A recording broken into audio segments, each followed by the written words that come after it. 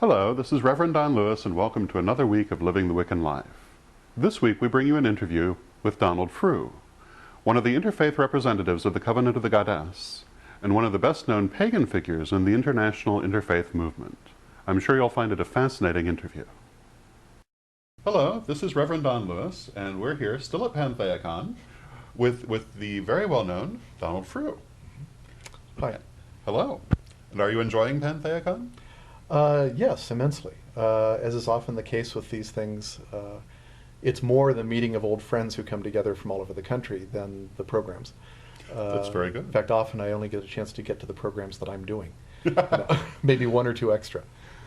Well, the people connections are I think, what I'm seeing is people here are so nice. That We have a really nice community in the Bay Area. I've been very impressed by that. Partly, I think, because there's such a diversity of different neo-pagan trads out here. Nobody really has the chance to dominate. And so everybody has to kind of play nice with everybody else, you know? I've seen that everybody's playing nice. And I'm sure you know there are parts of the country where that isn't always true. And it's really refreshing to see. Yeah, it's a pleasure to work here. And one of the things also that kind of distinguishes this area is that, I think, is that it's very common for people to be initiates of more than one trad, or initiates like, you know, doing Candomblé one night and Gardnerian Wicca the next night, you know, things like that. And so there's a lot of cross-fertilization in that way out here that I think some people can find horrifying in other parts of the country, but we find exciting. I think you're correct, and I think that sometimes people need to be horrified, but that's my mileage and yours may vary. We were talking a few minutes ago about how to focus this interview, and I think our decision was to focus on interfaith. Okay. I was wondering if you could speak a little bit both to your own career in dealing with interfaith matters and also to what you think our community needs in that respect. Well, actually, I do this on behalf of Covenant of the Goddess. I'm one of the national interfaith representatives. I started out doing it as a public information officer, which meant police, media, all sorts of things. But interfaith sort of ate up my time, and it became the thing that I focused on, so it became just a specialized position. And it's sort of an interesting coincidence that we're here at PantheaCon, founded by Glenn Turner. And in 1975, right after Covenant of the Goddess was founded, Glenn went to the Berkeley Area Interfaith Council and joined and did fundraising for them.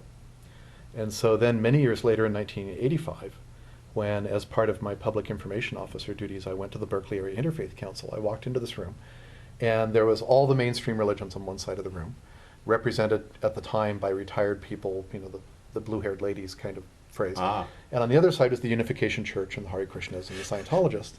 And I thought, well, this will be interesting. And I filled out my name tag, Don Frew, Covenant of the Goddess, and went to get some punch. And this lady peered at my badge. She went, Covenant of the Goddess. Oh, Glenn's group. How's Glenn doing? Oh, we miss her. And she said, this guy's from Glenn's group. And so all the people from the mainstream side of the room clustered around me, kind of shuffled me over to that side of the room, and it was that way ever after. That's wonderful. So it was a very friendly introduction. And the Berkeley group was very committed to inclusivity. And for probably 7 years or so, people would say, well, Berkeley can do that. They can be that inclusive. But around the rest of the country, you know, no, sorry, it's maybe Christians and Jews talking to each other. But then in 1993, everything changed. Back in 1893 had been the Parliament of the World's Religions in Chicago. And so in 1993, people in Chicago said, gee, it's the centennial, we should do something. And so they started putting together another, in anticipation of 93, putting together another parliament. And since I was a member of the Berkeley Interfaith Council, and the Berkeley Interfaith Council was a member of NAIN, which is this North American network of interfaith councils, I heard about it. I took this to COG and said, you know, we should really be there. And at the time, COG's budget, I think, was about like $10,000, and they allocated about $4 to send myself and another public information officer and the first officer. And we went, and 40 COG members went on their own dime, which really impressed me, that people were willing to put that kind of commitment in. One person went just to go and like be at my left hand and make Xeroxes and make sure that I actually drink water and things like, you know, things like that. And we went expecting to be this tiny little blip. Yeah. You know, okay, we'll be one of many groups there. People will see us, you know, fine. But that's good. And we got a hospitality suite. And there were 4 other neo-pagan groups there: the Fellowship of Isis, Earth Spirit, and Circle. all of whom we had a history of working well together. Yes. So we got there, and in the opening session, Gerald Barney said, had prepared the Global 2000 report for Jimmy Carter, said, there's this much arable land, we use it up at this rate, the population's growing this way, so basically do the numbers, and in 2025 the earth begins to die. And then he said, the Abrahamic religions bear a lot of the fault for this. And then he said, we need to find new faiths and new ways to sacralize nature if we're going to survive. And we were there. So suddenly, the Native Americans, who were there for the first time, they weren't allowed in 1893, and the neo-pagans were the center of the show. And the Native Americans were very insular. They really didn't talk to people. They kind of talked very quietly. But the neo-pagans were very aggressive about this. I mean, not in a bad way, but I mean, we had somebody at all the press meetings. We had somebody every morning with briefing the press. We had the hospitality suite. And so suddenly our programs were swamped. We planned a circle in the park for 50 people and 500 showed up. You know, and so suddenly in that one event, 9 days in Chicago in 1993, we went, in my opinion, from being a bunch of weirdos to being a minority religion. You know, we made that shift. And since then, both the interfaith movement has taken off, in which now everybody wants to be inclusive, and groups are forming all over the place. And we were there from the start. And groups aggressively, gee, we don't have any pagans in our group, we need to find someone, you know, and they search us out. And so the whole picture has changed. And one of the things that happened right after the Parliament that also made a big difference was the founding of something called the United Religions Initiative, which was founded by Bishop Swing, an Episcopal bishop in San Francisco. And he had an idea of a United Nations kind of thing. And he toured the world and talked to religious leaders and quickly realized, this isn't really going to work. So they switched to a grassroots approach, saying, let's engage all the people who are interested and let them self-organize. And created a complex set of bylaws that in many ways replicated the Covenant of the Goddess. Maximum autonomy in the local groups, well, networked at a higher level. And let's run with it. And so this, because of the enthusiasm generated by the Parliament, this took off all around the world. And early on, we got involved. The pagans were there. So that when the charter was created and the purpose of the organization was created, part of the purpose states that it's there to create cultures of peace, justice, and healing for the earth and all living beings. We really lobbied hard for that, the earth being in there. When the first Global Council was elected, I was elected one of the trustees for North America, which I'm very proud of, not really personally, but for North America, because the vast majority of people who voted didn't know me. They just had a number of candidates and they thought, ooh, a witch, cool, you know. And so they were voting for a witch to represent them. They had a Buddhist, a Christian, and a witch, you know, which says something about how far we've come. It really does. So I was served on the Global Council the first 3-year term, and then the next term I didn't run again, but I was appointed an at-large trustee, and now we're going through elections again, and I've been nominated again. I might continue. So I do work with the United Religions locally. I've moved from the Berkeley Interfaith Council to the Interfaith Center at the Presidio. The Presidio is a huge military base in San Francisco, right in downtown San Francisco. Beautiful.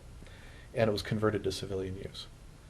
And they used the language swords to plowshares in describing this. And a member of the Jewish community, Rita Semmel, said, that's our language, we should be there. And that became the seed for having a interfaith center at the Presidio. And it's made up of 25 interfaith councils and seminaries around the Bay Area. And once again, right from the beginning, they wanted to have a witch on their board, so they invited me to join it. And what I'm finding is that, with the exception of some parts of the United States, which are somewhat less advanced in this respect, that most often they say, it's really cool, we want to have a pagan. You know, and that the doors are opening faster than we can go through them, and more doors are opening than we have bodies to go through.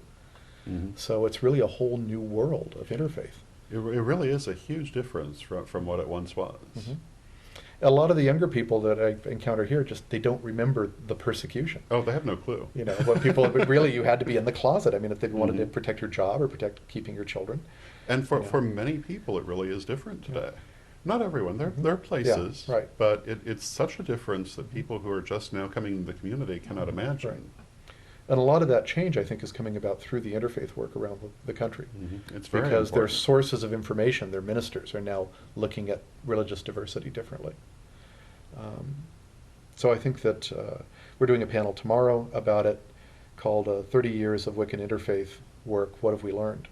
You know, because it is now 30 years later, and we have several of us on the panel who've been doing it a long time to start to talk about, okay, what have we learned from the experience? Not just doing public relations, but what have we learned? What are things that other traditions can benefit from learning from us? What are things that we can benefit from learning from other traditions?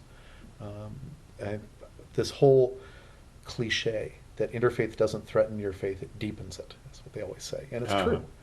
You know, the encounter with people of other religions, especially with the questions they ask that you may never have thought of. Oh, that's true. You know, I did a series of dialogues with conservative Christians at the Spiritual Counterfeits Project, comparing concepts, and one question they asked, so they said, in Christianity we're taught to love the sinner and hate the sin. What is the Wiccan attitude towards the person who's transgressed? You know, that's actually a really good question. You know, I hadn't really thought about that. I mean, we don't have the concept of sin, we have the idea of making right. But what's the attitude towards the person in that? I was going, oh, I have to think about that a minute, you know. What did you decide? Actually, I'd have to think about that a minute and reflect back. I hope that you enjoyed part 1 of our interview with Donald Frew, and that you'll join us for its continuation in part 2 of our episode.